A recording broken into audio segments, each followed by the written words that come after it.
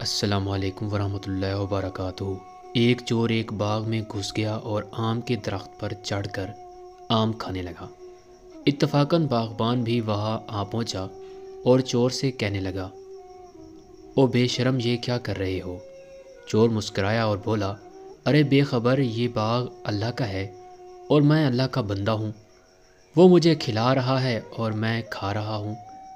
میں تو اس کا حکم پورا کر رہا ہوں، ورنہ تو پتا بھی اس کے حکم کے بغیر حرکت نہیں کر سکتا۔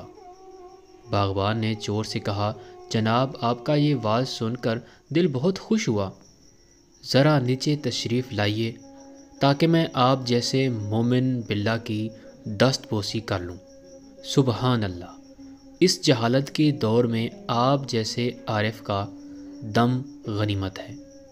مجھے تو مدت کے بعد توحید و مغفرت کا یہ نقطہ ملا ہے، جو کرتا ہے خدا ہی کرتا ہے اور بندے کا کچھ بھی اختیار نہیں۔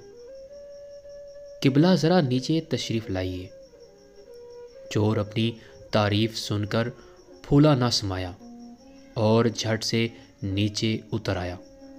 پھر جب وہ نیچے آیا تو باغبان نے اس کو پکڑ لیا اور رسی کے ساتھ درخت سے باندھ دیا۔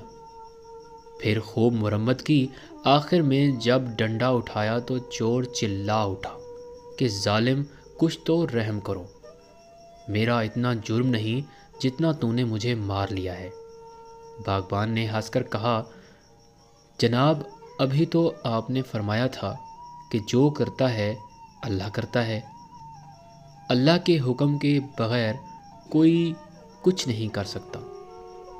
اگر پھل کھانے والا اللہ کا بندہ تھا تو مارنے والا بھی تو اللہ کا بندہ ہے اور اللہ کے حکم سے ہی مار رہا ہے، کیونکہ اس کے حکم کے بغیر تو پتا بھی نہیں ہلتا۔